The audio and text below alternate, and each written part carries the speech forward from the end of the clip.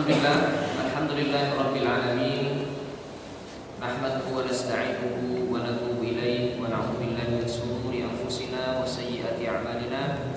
May yahdihillahu fala mudilla lahu wa may yudlil falan tajida lahu waliyyan mursyida. Asyhadu an la ilaha illallah wahdahu la syarika lahu wa asyhadu anna Muhammadan 'abduhu wa rasuluhu wa safiyuhu min khalqihi wa habibuhu alladzi ballagha risalata wa adda al-amanata wa nasaha al-ummah walladzi tarakana 'ala mahajjatin baydha lailuha kanahariha la yazighu 'anha illa halik. Rabbi shrah li sadri wa yassir li amri wahlul 'uqdatam min lisani yafqahu qawli. Rabbi a'udzu bika min hamazati syayatin wa a'udzu bika rabbi an yahdurun. Allahumma anfa'na bima 'allamtana wa 'allimna ma yanfa'una wa zidna 'ilman. Shadaqallahul 'azim. Bapak dan Ibu jamaah salat subuh yang dirahmati Allah Subhanahu wa taala. Alhamdulillahirabbil alamin. Mari pada kesempatan yang dirahmati oleh Allah Subhanahu wa taala ini, di waktu yang insyaallah Allah muliakan pula, kita bersama-sama dan selalu mengucapkan rasa syukur kita kepada Allah Subhanahu wa taala. Rasa syukur yang tidak hanya kita ucapkan dengan kalimat alhamdulillahirabbil alamin, melainkan syukur yang kita ijabahkan. Rasa syukur yang kita aplikasikan untuk terus menunaikan kewajiban-kewajiban kita kepada Allah Subhanahu wa taala, melaksanakan semua perintah-perintah Allah Subhanahu wa taala, dan juga tidak mengabaikan, tidak menunda perbuatan-perbuatan amal saleh yang dapat kita laksanakan ketika kita memiliki waktu yang lapang. Maka dengan keimanan, ketakwaan, dan kesungguhan kita untuk terus beramal saleh, melakukan amal kebaikan, maka ini bentuk realistis daripada bentuk syukur kita kepada Allah Subhanahu wa taala. Jadi tidak cukup untuk mensyukuri nikmat yang Allah berikan itu hanya dengan mengucapkan kalimat alhamdulillahirabbil alamin. Maka Imam Abu Hamid Al-Ghazali menyampaikan bentuk daripada rasa syukur terhadap nikmat Allah Subhanahu wa taala, apabila Allah telah memberi penglihatan yang baik, maka manfaatkanlah untuk melihat perkara yang baik. Kalau Allah telah memberi kesehatan kepada tangan kita, maka manfaatkanlah tangan kita untuk berbuat baik. Apabila Allah Subhanahu wa taala telah memberi kebaikan pada kedua kaki kita, Allah memberi kebaikan pada kedua kaki kita, maka langkahkan kaki kita pada perkara-perkara yang baik. Nah, ini bukti tingkatan syukur yang sudah paling tinggi di hadapan Allah Subhanahu wa taala, yaitu apa? Memanfaatkan nikmat yang telah Allah beri kepada kita untuk semuanya perkara baik, yaitu untuk apa? Untuk terus mendekatkan diri kepada Allah Subhanahu wa taala. Mudah-mudahan Allah Subhanahu wa taala mencatat kita semuanya ke dalam golongan orang-orang yang selalu bersyukur terhadap nikmat Allah Subhanahu wa taala, dan menjauhkan kita semuanya menjadi hamba Allah yang kufur terhadap nikmat yang telah diberikan olehnya. Kemudian salawat dan salam mari terus kita selalu sampaikan kepada junjungan kita Nabi besar Muhammad sallallahu alaihi wasallam, yang selalu kita tunggu syafaatnya. Mudah-mudahan dengan kita memperbanyak salawat kepada Nabi besar Muhammad sallallahu alaihi wasallam, maka Allah Subhanahu wa taala akan menggolongkan kita beserta keluarga dan keturunan kita ke dalam golongan orang-orang yang dijamin syafaat oleh Nabi besar Muhammad sallallahu alaihi wasallam insyaallah pada kemudian hari. Baik, Bapak dan Ibu yang dirahmati Allah Subhanahu wa taala, pada kesempatan pagi hari ini, insyaallah ini terakhir di bulan ini Pak ya, Ramadan, karena bulan depan kita sudah masuk di Ramadan. Mudah-mudahan apabila tidak ada kendala dan kemudian hilal sudah tampak, maka estimasi kalau tidak di tanggal 2 tanggal 3 ya, tanggal 2 April dan tanggal 3 April kita sudah memasuki bulan Ramadan. Artinya hal inilah yang kita perlu cermati Bapak dan Ibu. Pada pertemuan sebelumnya saya pernah menyampaikan bahwa sesuatu yang bersifat wajib, sesuatu atau amal perbuatan yang sifatnya wajib, maka mencari ilmu terkait dengan perbuatan tersebut adalah wajib. Salat adalah ibadah yang bersifat wajib, maka mencari ilmu terkait dengan bagaimana tata cara salat yang sempurna itu wajib hukumnya. Jadi bukan sunnah lagi, melainkan wajib. Karena Nabi menyampaikan shollu kama ra'aitumuni usolli. Kalau antum sholat, maka lihatlah bagaimana cara saya melakukan sholat ya, artinya ini harus sesuai. Ibadah sholat kita harus sesuai sistematis, sesuai dengan tata cara yang diajarkan oleh Nabi Muhammad SAW. Nah, begitu juga sama puasa. Puasa Ramadan, kalau nanti kita cermati di dalam surat Al-Baqarah ayat 183, Allah menyampaikan, ya ayyuhalladzina amanu kutiba alaikumusiyam. Allah sampaikan kutiba. Kutiba maknanya di sini adalah wazannya fu'ila, yaitu apa? Telah diwajibkan. Wahai orang-orang yang beriman, telah diwajibkan atasmu untuk menunaikan ibadah puasa Ramadan. Maka puasa Ramadan bersifat wajib. Maka mencari ilmu terkait dengan fikih Ramadan itu menjadi wajib. Jadi jangan sampai nanti selama kita menunaikan ibadah Ramadan, selama kita menunaikan puasa Ramadan, kita tidak tahu mana amal perbuatan yang bisa mengupgrade kualitas pahala kita dan mana amal perbuatan yang bisa mengkikis amal perbuatan puasa kita. Nah, jadi jangan sampai kita tidak tahu amal perbuatan apa saja yang dimakruhkan, amal perbuatan apa saja yang disunahkan selama Ramadan. Nah, jangan sampai selama Ramadan ternyata banyak amal perbuatan yang makruh yang kita laksanakan. Ya, kalau ibu-ibu biasanya amal perbuatan makruh yang dilakukan itu kalau sudah sore masak. Nah, itu ibu-ibu itu amalan makruhnya banyak yang dikerjakan karena apa? Kadang cicip makanan ya, cicip makanan, cicipnya bukan sak dulit ya, tapi cicipnya pakai centong ya. Jadi, nah ini jadi perlu diperhatikan mana yang makruh, mana yang sunnah. Sehingga kalau yang sunnah mengupgrade kualitas pahala kita, kalau yang makruh bukan mengupgrade tapi mengkikis pahala puasa kita. Makanya Nabi menyampaikan, ada orang-orang yang berpuasa tapi apa? Laisa lahu min shiyamihi, tapi selama puasa dia enggak dapat apa-apa kecuali apa? Illal ju' wal 'atas. Kecuali hanya dua yang dia dapat, yaitu apa? Lapar dan dahaga. Pahalanya enggak dapat ya, sayang. Kita sudah sehari nahan makan ya, dari mulai jam berapa tadi adzan? Adzan jam 5 kurang 15 ya. Sudah adzan sampai nanti beduk maghrib jam 6 lewat 15 ya. Maka apa? Selama itu kita menahan, tidak ada yang didapatkan kecuali lapar dan dahaga. Nah, maka insyaallah hari ini kita akan mengkaji kemarin dipesankan. Oke, enggak apa-apa kita kaji terkait dengan fikih Ramadan. Terkait dengan apa saja? Mengapa sih Ramadan? Mengapa disebut dengan Ramadan ya? Mengapa Allah Subhanahu wa taala tidak memilih Ramadan itu dengan istilah yang lain? Mengapa dikatakan Ramadan? Asal katanya dari mana? Ya, mengapa disebut Ramadan? Nah, ini juga kita perlu tahu.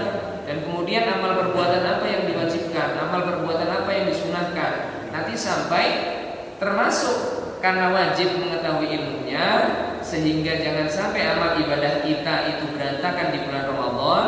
Maka kita harus tahu bagaimana tata cara, misalkan melaksanakan sholat tarawih, bagaimana tata cara melaksanakan sholat witir, bagaimana tata cara melaksanakan apa? Melaksanakan yang disunahkan amal perbuatan saat sahur apa saja, ya saat iftar apa saja. Nah, ini banyak.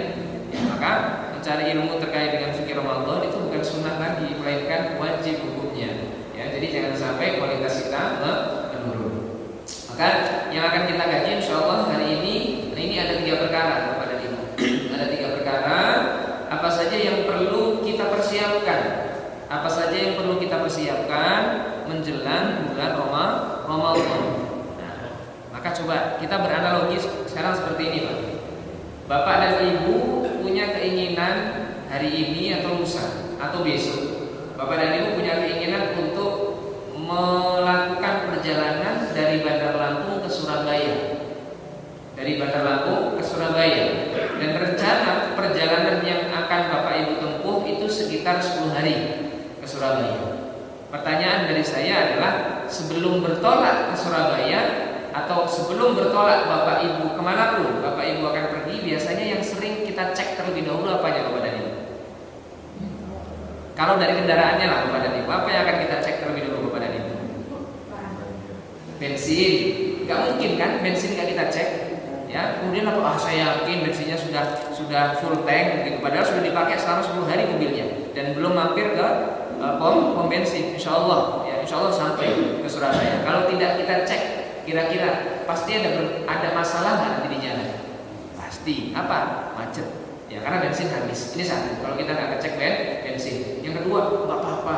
Kita bertawakal kepada Allah Subhanahu Wa Taala. Insya Allah Allah yang jaga. Gak usah bawa sanggup. Nah, gak usah bawa sanggup katanya kan. Sampai di tengah jalan tadi bensinnya habis, mau ngapain? Ya, ini baru satu saja. Ya baru kendaraannya saja yang kita cek. Belum nanti apanya? Fisik kesehatannya, belum nanti obat-obatannya. Kalau apa? Nanti kalau mual, kalau muntah bagaimana? Itu kita perhatikan semuanya. Kita melaksanakan perjalanan untuk ke Surabaya saja, persiapannya seperti itu. Apalagi persiapan menyambut bulan Ramadan. Bulan Ramadan itu tidak main-main. Pahala yang Allah akan berikan kepada kita itu banyak. Ya.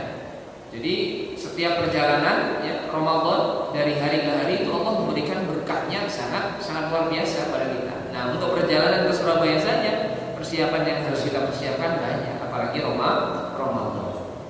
Maka paling tidak mari Bapak dan Ibu ada 3 yang insya Allah akan kita kaji pada kesempatan pagi hari ini terkait persiapan bulan Ramadan.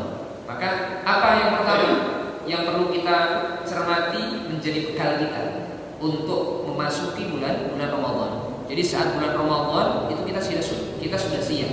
Jadi jangan sampai bulan Ramadan datang kita masih kelabakan, kita belum siap. Nah, ini berbahaya. Ya, karena istilah kita Ramadan itu adalah tamu agung, ya, tamu yang sangat luar biasa dan istimewa. Nah, maka poin pertama yang perlu kita persiapkan untuk memasuki bulan Ramadan adalah apa? Al-ilmu bihi, yaitu ilmu terkait dengan Ramadan. Ilmu terkait dengan Ramadan.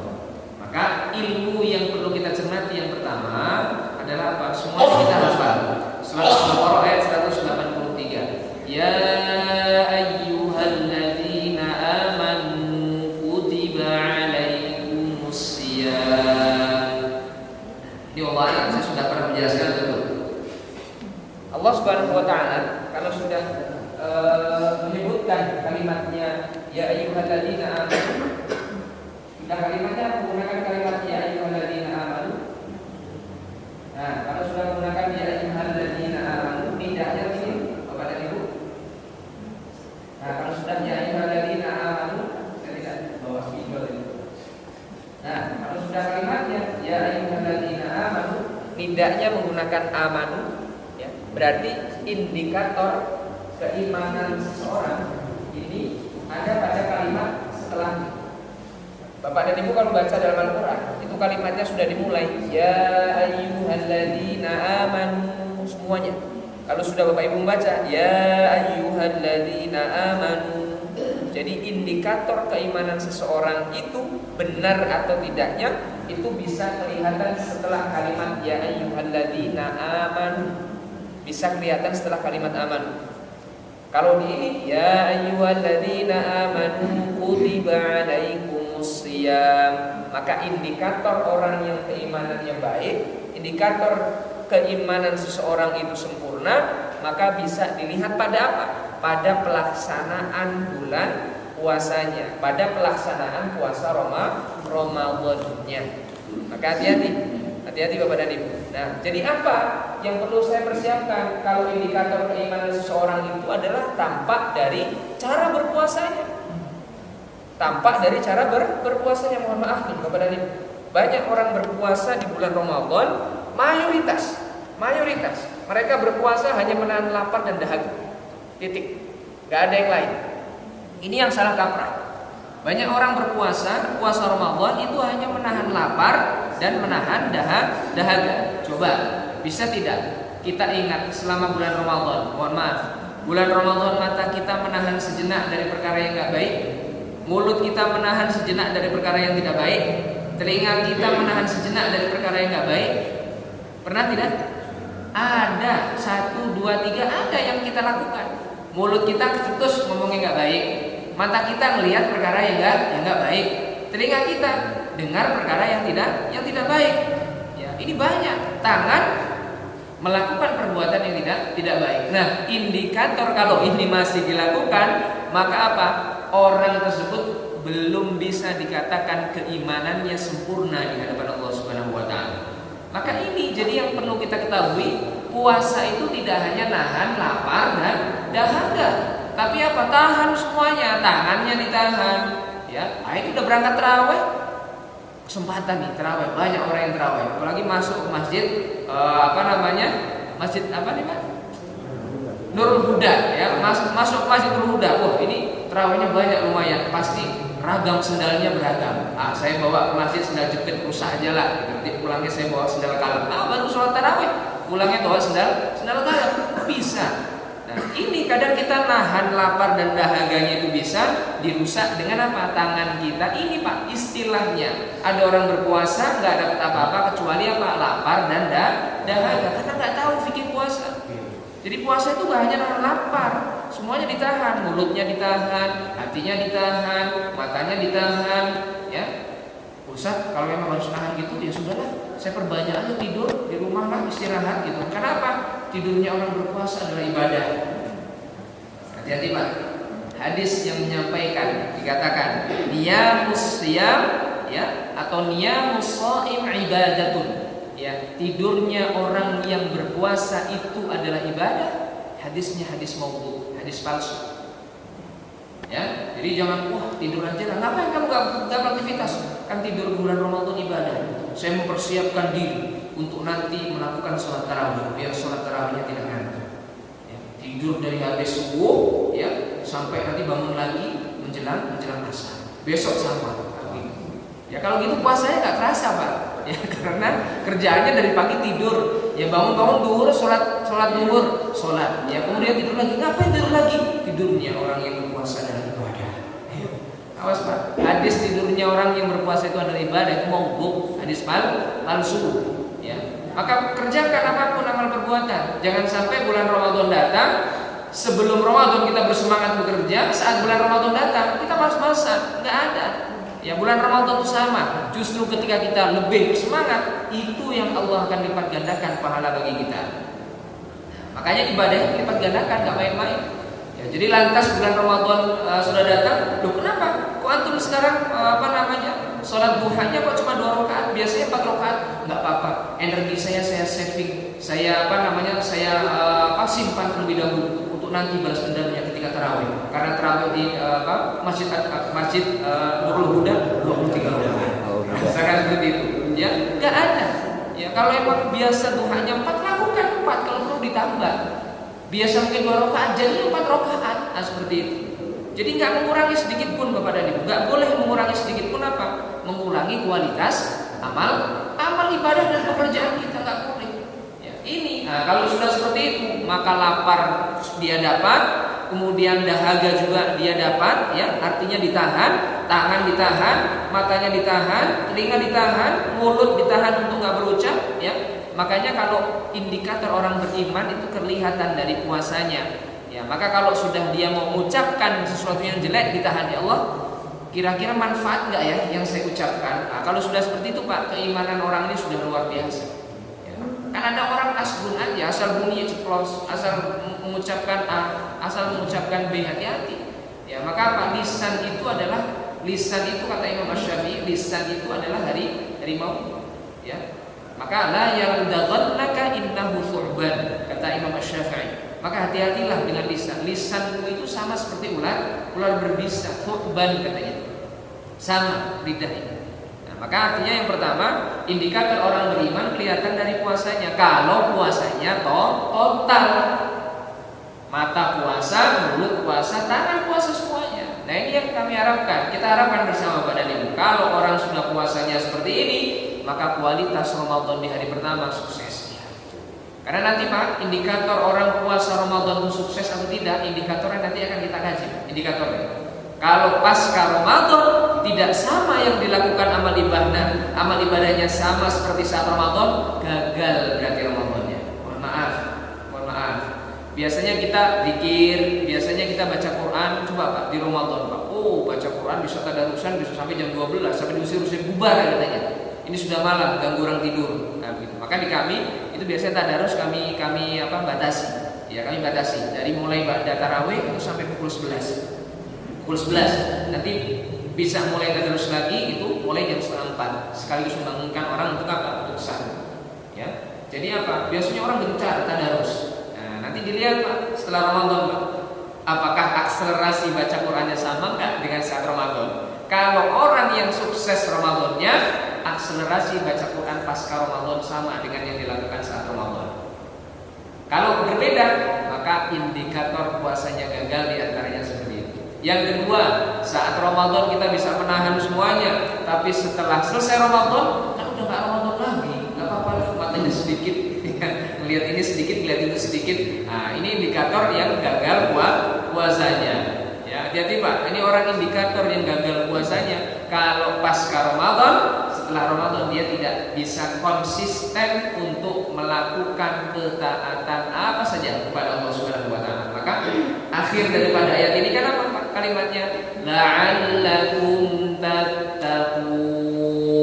Titik. Enggak ada.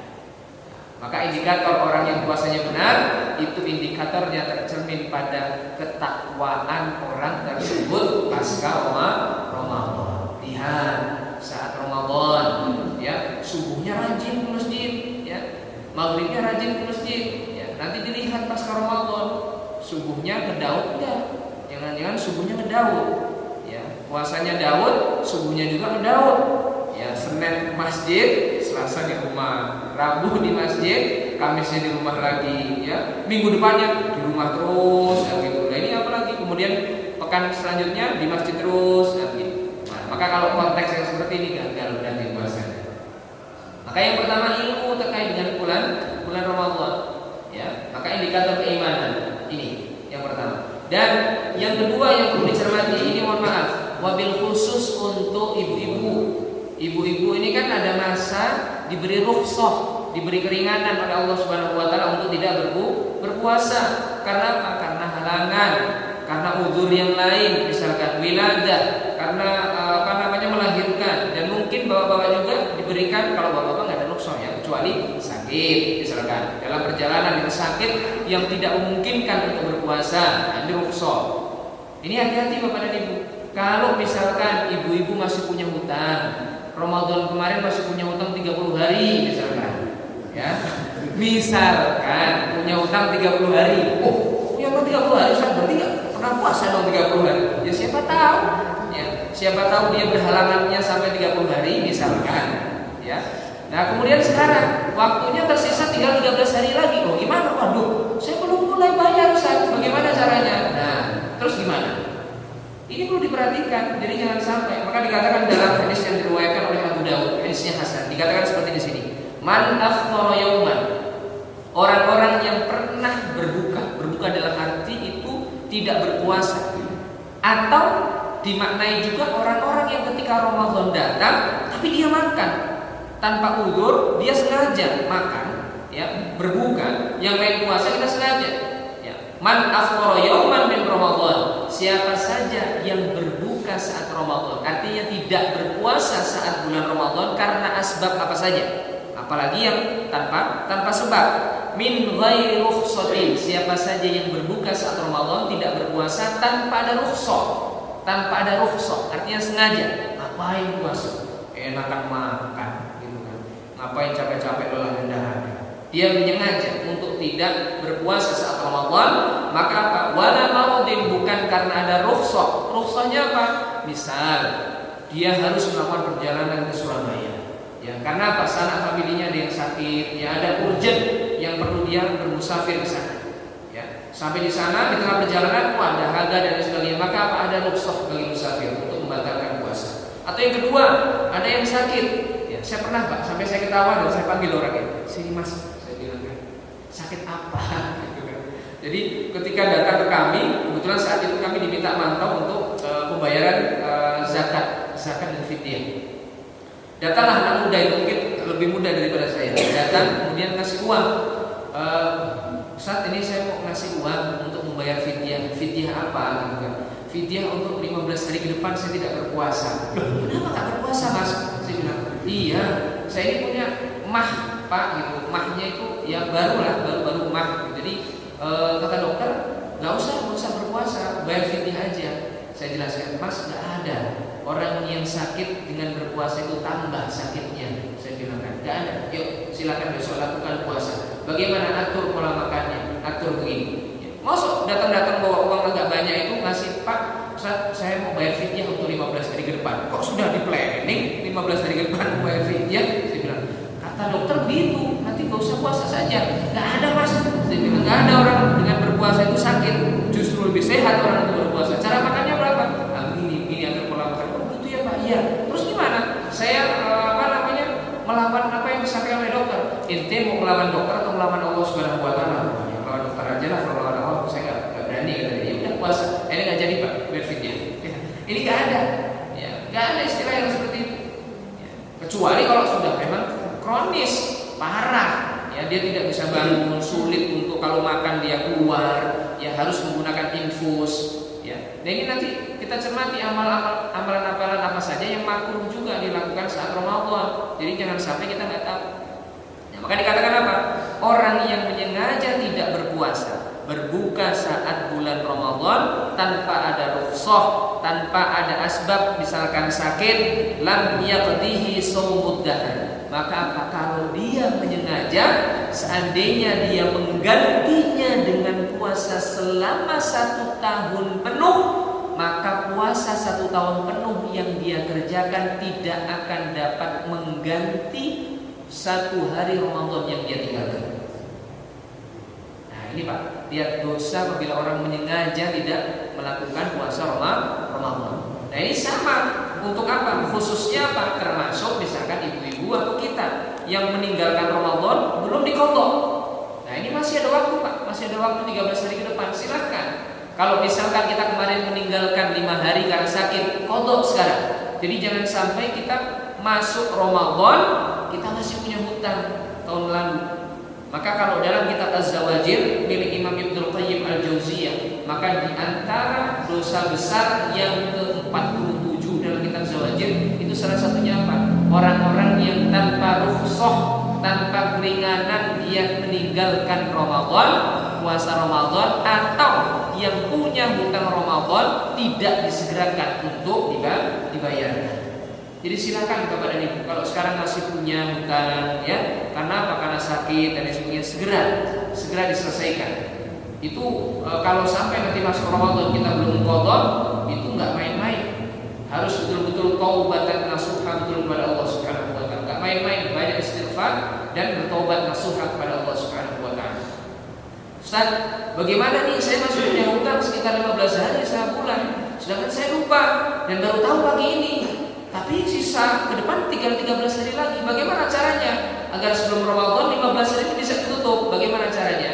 Maka lakukan 13 hari ini, niatkan untuk mengqadha puasa Ramadan, dan bagaimana sisanya? Sisanya perbanyak amalan sunnah, perbuatan sunnah, puasa-puasa sunnah. Contoh Senin Kamis ya, puasa Daud ya, puasa Ayyamul Bid. Nah, insya Allah dari amal perbuatan sunnah ini itu nanti akan menutup kekurangan puasa Ramadan kita.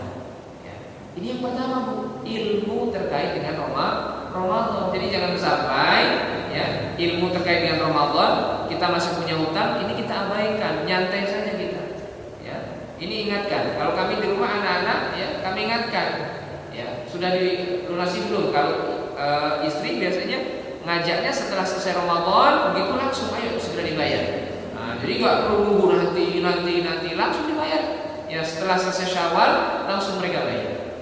Bolehkah misalkan puasa Senin, saya niatkan puasa Senin sekaligus mengqadha Ramadan. Dipersilakan. Termasuk puasa Ayyamul Bid misalkan. Setiap tanggal 13, 14, 15. Kebetulan Ayyamul Bid kemarin kan jatuhnya di hari Kamis Pak. Rabu, Kamis, Jumat misalkan. Hari Kamis saya mau niatkan puasa Ayyamul Bid, tapi sekaligus saya niatkan dengan puasa hari Kamis. Boleh tidak? Boleh, dapat pahalanya 2. Puasa Kamis dan puasa Ayyamul Bid. Ya. Maka tidak ada Pak, tidak ada orang yang dalam berpuasa itu tambah parah sakitnya. Enggak ada.